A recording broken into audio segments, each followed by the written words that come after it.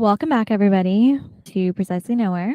I'm excited to be back for another solo episode and to be talking about creating the life you want.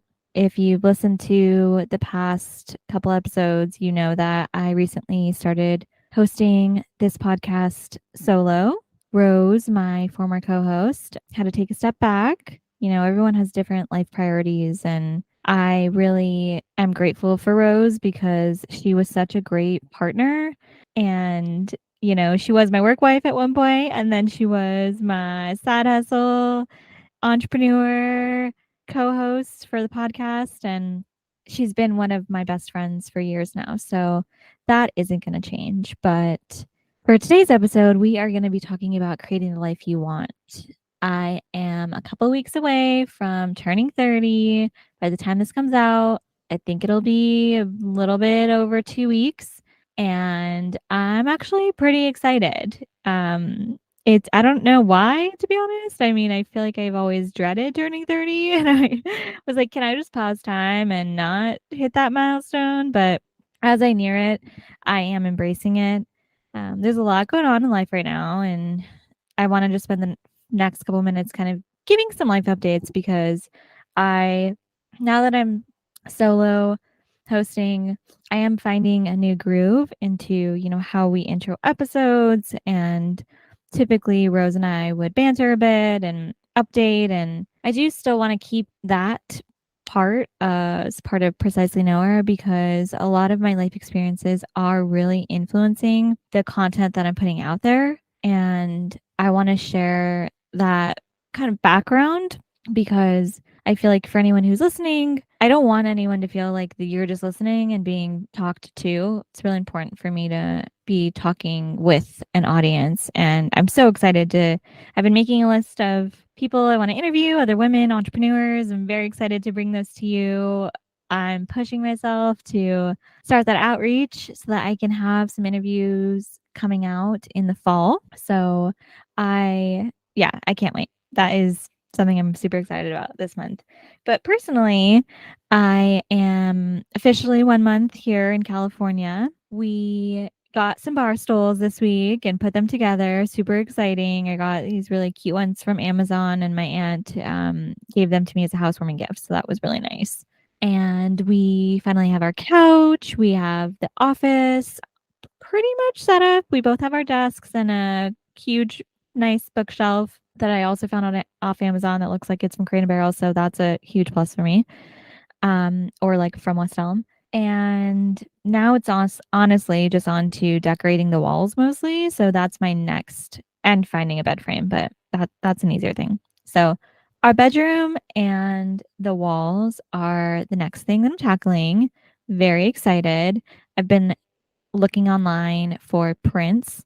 I do have a lot of prints already, but I'm finding that I need some specific sizes just to kind of make this gallery wall come to life. And that it's been a minute since I bought prints. So I'm very excited. In terms of decorating, honestly, I am like an interior designer. Everyone maybe says that, but I truly love interior designing and having things in my space that are very intentional. And then also, like, I look in one direction and I have memories from maybe travels and trips. And it also just sparks curiosity if people come visit and feels really homey at the same time. So it's a bit of a like mid-century modern boho chic decor style. In terms of how I'm approaching things, it's pretty fun. So right now in our living room, we are doing it more of like worldly things. So I love to travel, and usually when I travel, I will buy prints or things that I can honestly use as home decor. So I put a lot of those in the living room, and I'm looking for more prints that have like been inspired from trips or just things that Marco and I both like. So that is in the works. Our kitchen is a little taste of New York. We have some prints in there and things that we've decorated that we got together in New York or I had in New York. So it is like every space evokes different feelings and takes you somewhere. Was the intention behind designing the apartment. Our guest bathroom, super excited. We're gonna get this really cool print of Frida Kahlo. My aunt actually has it in her bathroom, and I saw it and fell in love with it. So I am copying you, but I know you're flattered. So thank you. So that's gonna be, I think, a little taste of like Latin tastes and infusion. So, and the bedroom's still up in the air. It might be a mix of Chicago and New York.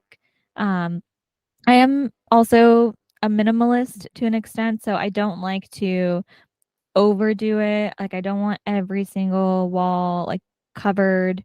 I want things to feel balanced, but luckily we have a 2 bedroom, 2 bathroom, so there's a lot of fun space to work with. So, as you can probably tell from me ranting, I love decorating. So, it's been a really fun project to get to work with Marco on, and also just kind of as a stress reliever to an extent. So that's sad. And we are almost at our 1 year. By the time this comes out, it will be happening a few days later. So we're trying to make plans to celebrate. You know, we've been running around and the move was a lot. So we also are trying to remind ourselves to take time and relax. And it's great to celebrate like on the actual day, but also we're just trying to give each other grace and find new ways to celebrate because, life happens and you don't always do the same exact thing like for every anniversary, but it is very exciting. And shout out to my dad. He just recently had a birthday. So this past weekend, we went bowling and Marco got to meet more family friends and family. And I also got to celebrate with my dad. So that was really nice to get to be there. So, getting into the episode, today we are going to be talking about creating the life you want. A lot of this was inspired by the larger reflection series, which is tied to my 20s and the end of my 20s. I'm finding as I'm entering into my 30s, just reflecting a lot. But my move from New York to California really has inspired a lot of this. I grew up in New York to an extent. I moved there at 17. I figured myself out there and have now moved back to California. So, for creating the life you want, I feel like I did leave there very happy and content and accomplished everything that I wanted to when by the time I left. Uh, I finally got a boyfriend. I had never had one in the 12 years that I lived there, and I did get to experience New York with Marco for a couple months, and that was so nice. But in terms of solo myself, looking back, I have been leveraging my passions and interests since I was in college. I pursued a communications degree because I was a TV junkie, loved pop culture, and knew that in a dream world, that would be my job one day. So when I was lucky enough to get into NYU, when I studied communications, MCC, if anyone else has gone to NYU and was in Steinhardt, they have a program that, you take advertising classes, and I did a minor that I got to take marketing classes and just learn a lot about the industry firsthand from people that have worked in the industry, and a lot of analysis and a lot of things that are very practical later and down the line if you kind of stick with that career. So, and that stemmed from me having an interest and passions and trying to find a way to make those a reality for my life so that I wasn't just trying to be a doctor or a lawyer because my parents thought that that was the safest bet or that's the most reliable job because, we always need doctors and lawyers. That just wasn't something I was excited about as much as I love watching TV shows with lawyers and doctors. I did not see myself actually doing that job. So it was a bit of a struggle for me to pursue my passion and interests, and I and nothing against my parents. Well, nothing against my parents, but they did want the best for me, but I didn't always have the most support from everyone, and my mom, I love you, but didn't fully understand what communications was, and now we know years later communications is everywhere and marketing and advertising, is so essential to our way of life in this digital world, and even just communicating with people is a great skill to have.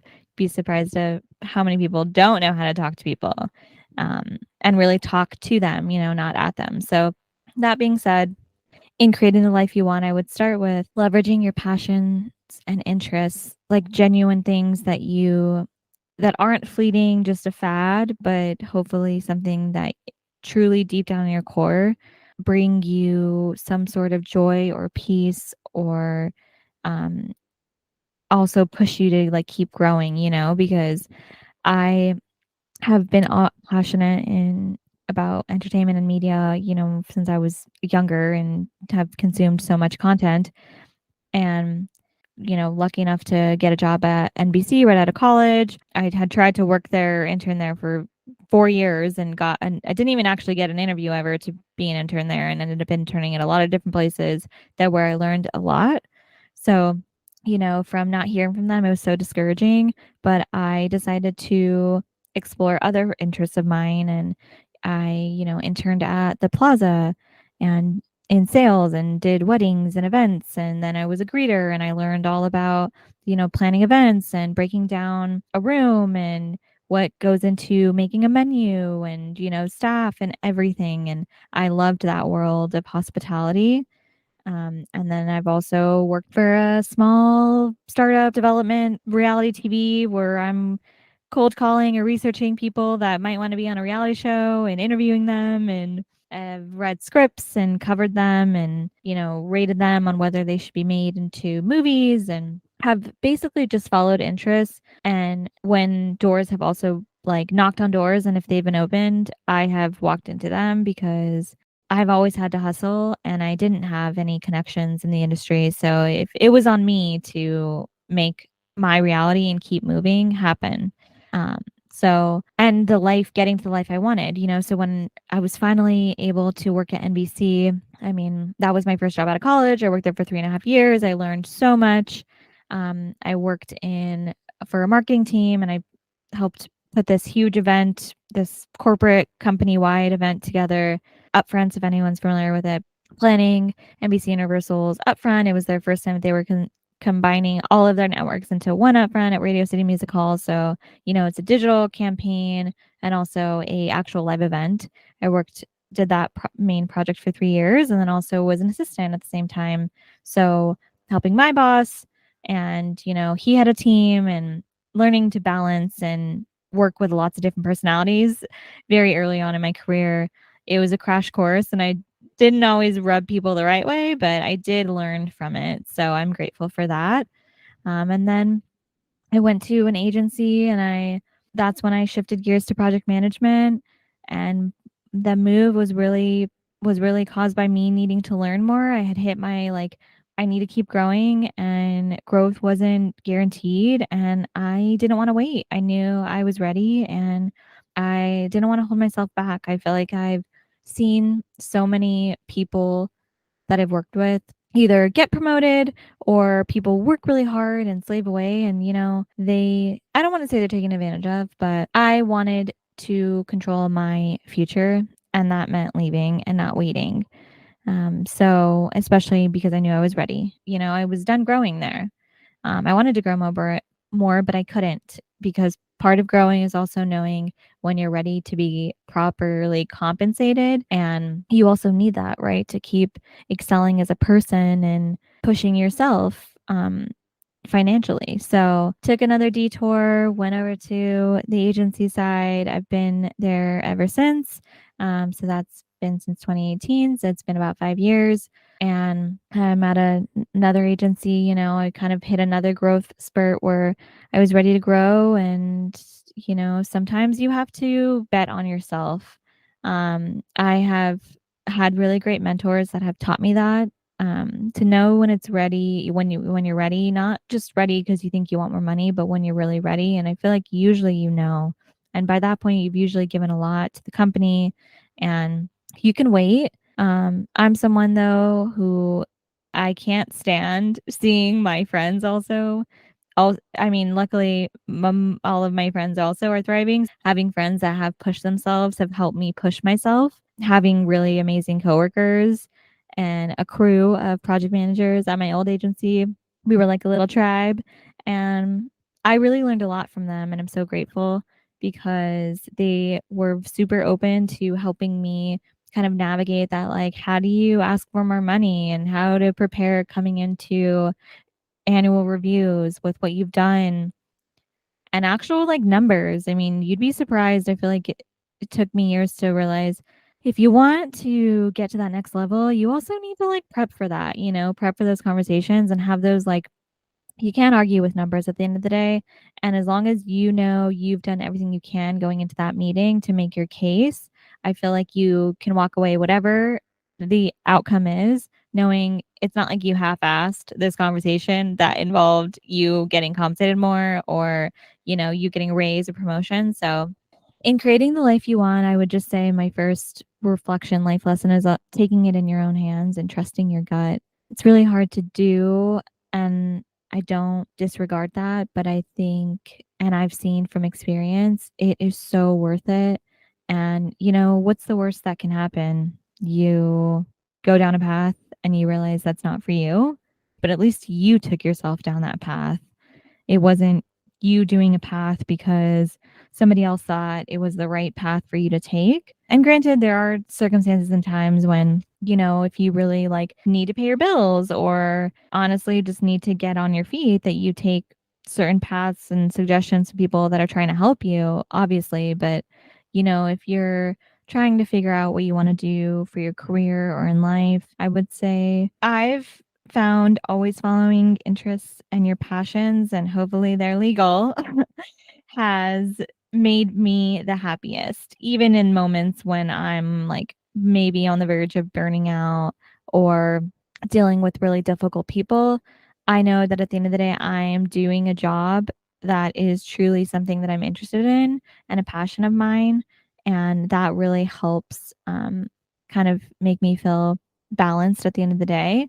I would say in terms of creating the life you want, not being afraid to knock on another door, when one closes, and also asking those questions when a door does open.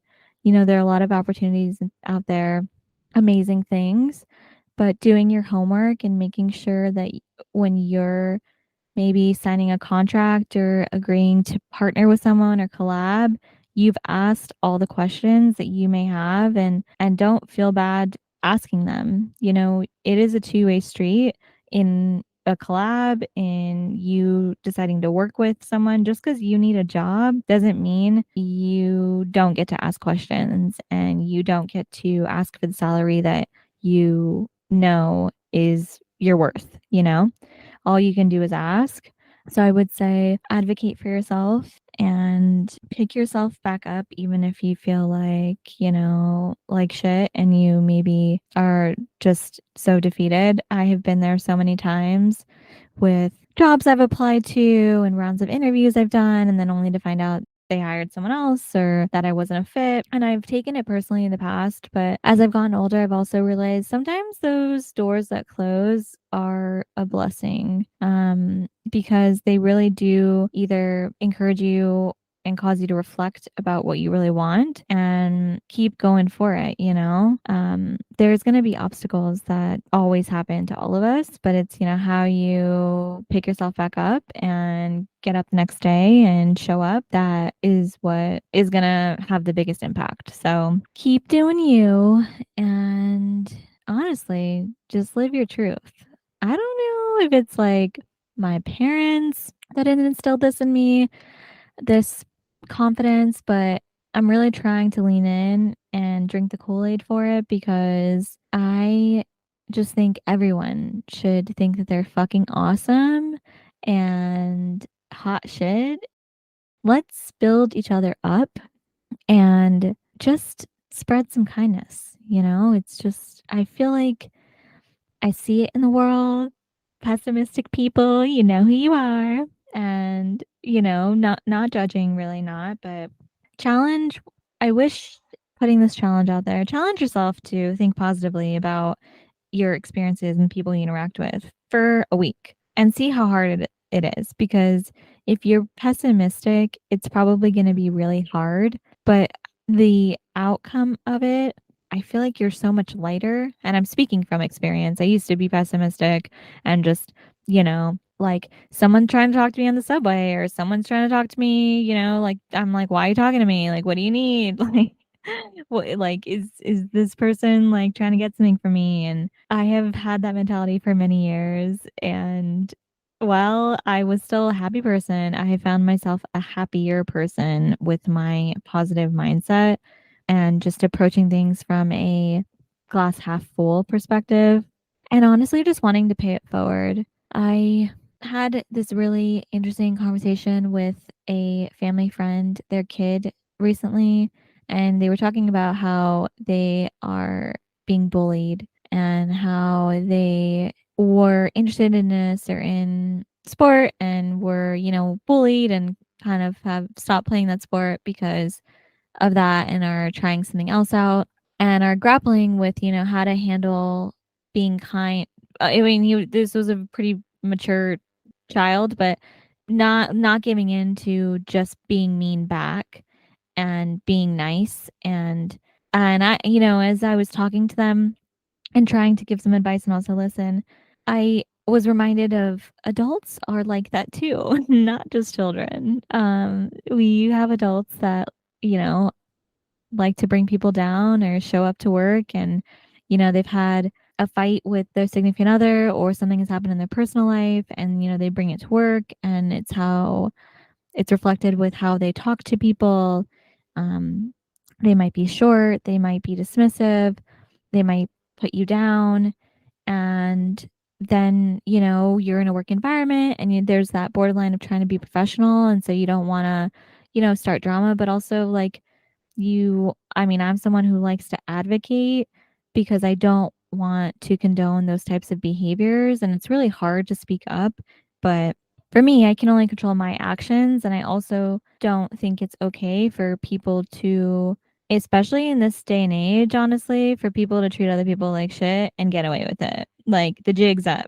We, the jig is up. We've had many years, and I've had that in my career where, people come to work and it's like, oh, everyone is their punching bag. Cool. That's not what anyone signed up for. And that's why HR exists. And if it comes to that, like it comes to that because I feel like just turning a blind eye to people that are being toxic. I'm not trying to change those people, but I'm also not trying to be their punching bag. And I'm still being kind to them. So that's just my tangent of in creating the life you want, I think you have to also really stay true to yourself. And it can be easy to waver from that because conflict is not fun and not everyone deals with conflict well. And I don't always deal with conflict well. I do speak my mind a lot. So I'm not afraid to do that, but I know everyone's different.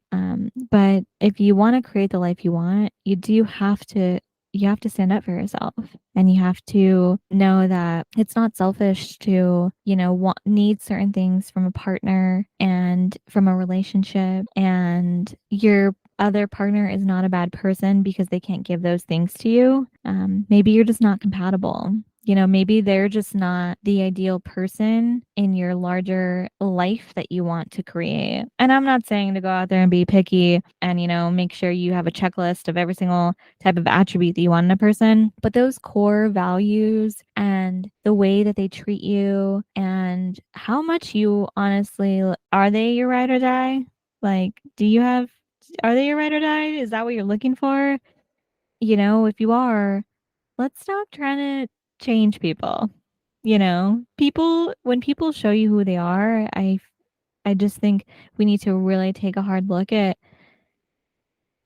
really looking at who they are because it's also not fair to try to change someone, you know? They may need something else for their ideal life that they want, and you both may just be dancing around the conversation. So, going after what you want applies to all aspects of your life, personally, professionally, and finding that balance isn't easy. And that's not in a negative way. I just know it isn't easy. It's taken me years. I spent a lot of my 20s focused on my career, not thinking that I could balance a relationship with, growing my career. and also my friends and traveling. And so I haven't been in a relationship until the past year. I spent all of my 20s single, and I did want a relationship, but I couldn't find that person, that I was willing to, that felt like when I entered a relationship, I wasn't settling. I wasn't holding back part of myself to be with them. I just really, I had done that once previously in a relationship. And, there's always one that teaches you some really hard life lessons, and it's for the better. But that one really did a number on me. And so I just was like, never again. And if that means I'm going to be alone until I find someone that knows my worth because I know my worth, then that's what it's going to take. And in the meantime, I'm going to travel the world. I'm going to keep thriving at my job. I'm going to keep hanging out with my friends. And I'm going to keep dating, So you do have to keep trying to put yourself out there. It's not, no one just falls on your lap typically. Um, but I think a lot of that just stemmed to staying true to myself, and it wasn't easy, and I'm not perfect, and life hasn't been all rainbows and sunshine, but I did want to just spend some time talking about creating the life you want. I know I've thrown a lot at you in this episode, from work to relationships, and I know I don't usually talk about relationships that much, aside from Marco and I's relationship. So I did want to spend a little time talking about that because, I'm just finding the older I get, and I know I'm not that old, women, men too, but especially in different circumstances, we're so loving and caring. And I think we just want to keep families together, or honestly, just be happy that I've done this personally in my other relationship. I settled and I sacrificed. And when that relationship finally came to an end and he ended it, I realized, why was I doing that? Why was I holding myself back because this other person, it stressed this other person out, or this other person didn't want those things. So I didn't want those things anymore. Um, that wasn't the happiest version of Anissa. And I'm not trying to talk about myself in third person, but truly, that wasn't the happiest version of me if I reflect on my, the last 15 years. So I just want women to stop feeling selfish for knowing what they want. And yeah, that comes with a level of, let's not be so picky that it's really unrealistic, but just when you have your values, like, sticking to them, and finding that person. We all deserve, I mean, Lord knows, and this isn't anything against men. Men are very good at that. And I truly appreciate that sometimes, because I think that's why I'm so stubborn about it for myself personally. A lot of men are great at that. They are great at making sure they, work out, or they get what they need. They do the things that they need to do in their day or their week to feel fulfilled, or in their life. And it's not a non-negotiable, but they make sure that happens, and they do communicate that to an extent. And so I think I'm trying to encourage more women to adopt that mentality, because we should be caring about ourselves that much as well, in addition to our partner or our family. Our goals should matter, and our growth is so important, because also at the end of the day, we are the rock in our families more often than not. And I think it's important that we continue growing as people, men and women, and encouraging each other to grow, and trying to stay positive in how we have interactions with people, and how we also present ourselves to people, right? Like, it's super easy to hear something and then be reactive. Um, but when you're reactive, you're not always like in the present moment. You're just hearing words, but not really being intentional with your actions. So, in creating the life you want, a lot of it is also, being kind to people and taking time to think about your thoughts, and then act on them, and not just act on thoughtless thoughts, and those do exist. to encourage everybody to think about how and if you're creating the life you want currently.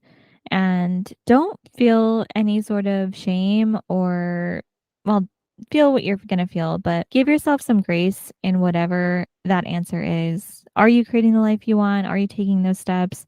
Or have you kind of gone off another path? And whatever your answer is, what do you want to do? Um, it's currently August. The year is not over yet. We still have months to go. And, every day is a blessing and you can take control of your life. So if you're wondering, how do I even start doing that? Start with leveraging your passions and your interests and finding something that you can really own or invest your time in. And that can be any amounts of time, but something for you that fills your cup up. And if that is personally or professionally, and going after what you want, like we always say, who run the world? Girls, but it's fucking true. So let's start like actually believing it and just, making ourselves just as important as everyone else because we are people too. And all of the women entrepreneur and podcasters I listen to, shout out to Girls Gotta Eat. If you're looking for more content on yourself and sex, and that is liberating in itself as well, they are thriving, um, and they have grown so much in the years that I've been listening to them, and it's super inspiring, to be honest. So, it really does help also surrounding yourself with people or content, that are like-minded. So in my journey of the podcast and continuing to do the solo, I'm still listening and actively engaging with content from other women and people that are on that similar journey, and they don't even have to be doing a podcast, but just on that journey of growth and pushing themselves and trying to honestly make the world better and leave their mark. And you don't have to leave a mark, but just trying to help people. So I would also encourage you to go out there and find some content or people that are like-minded. And I hope you continue tuning in here because that is something that I will continue to be doing, is pushing myself to grow and pushing you to grow, um, in a way that encourages you and is hopefully inspiring you more than the latter. Um, and because it's super exciting. I mean, growing is so exciting. It's stressful, but looking back on it, I'm like, oh my gosh, I have done so much, and I'm super proud of myself. Like I'm going into 30, hopefully going to be promoted and in a committed, loving, healthy relationship. I have a great relationship with my family. I am an auntie and I have great relationships with my coworkers. I'm just honestly trying to approach each day like, here we go, and I can only control me, and I'm gonna leave, clock out knowing as stressful as the day might have been, I approached it with kindness. I did what I could. And there's times when I overwork myself, but then I, have those moments when I'm like, all right, I need to not, I need to rebalance. What are my priorities? Is this serving me?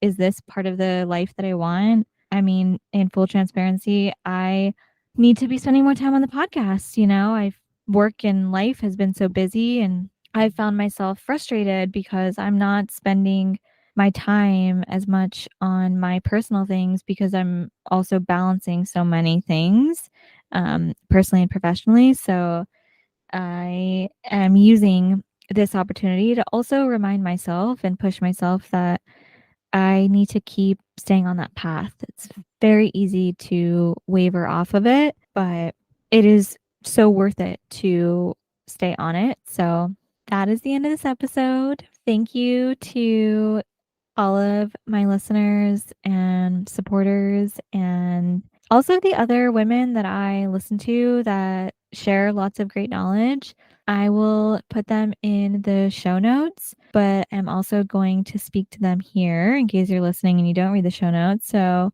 I am going to shout out Girls Gotta Eat, Rayna and Ashley. I love you, and I'm seeing your show in November, and I cannot wait. I've been trying to go to your show for a long time now, but every time you have been touring in a city that I've been in, I've either been not been in town or I missed the window to get tickets. And so super excited. And I am taking my cousins and my boyfriend with me. So we will be rolling through with a group. Um, Emma from the Creative Edition. She is a fellow entrepreneur and a new mom. And I am super inspired by her because, she was a content creator. She worked in marketing, was a content creator, and is doing that full time and just shares so much. She's so vulnerable as well as Rayna and Ashley are. But I've learned a lot from all of them. And Boss Babe is also another one. I think that's it for now. I will be sharing more people that I listen to for those of you that are interested. Let's start there. I do also listen to a lot of podcasts that are not just women. So I will be sharing those as well because I think I value the male perspective and I have learned a lot from listening to men also. They do think differently and they do have this confidence that is infectious that I have been trying to adopt. So I think it's important for everyone to remain open minded. And I like to stay open minded in hearing different perspectives. And that helps me honestly communicate with different types of people even better because I'm not just, listening to one type of person or perspective. And that is helping me grow in the way that I communicate and the people that I communicate to. So, for all my male listeners out there, I know that I did hype up my women a lot this episode, but I love you. And I have learned a lot of amazing things from men in my life and also, other men that are entrepreneurs or people that I listen to. So, I just am in a moment when I am hyping up women because we need to support each other more and lift each other up. So that is my PSA. I love you all, and I am very excited to continue the rest of the series. Thank you for listening. Until next week, bye.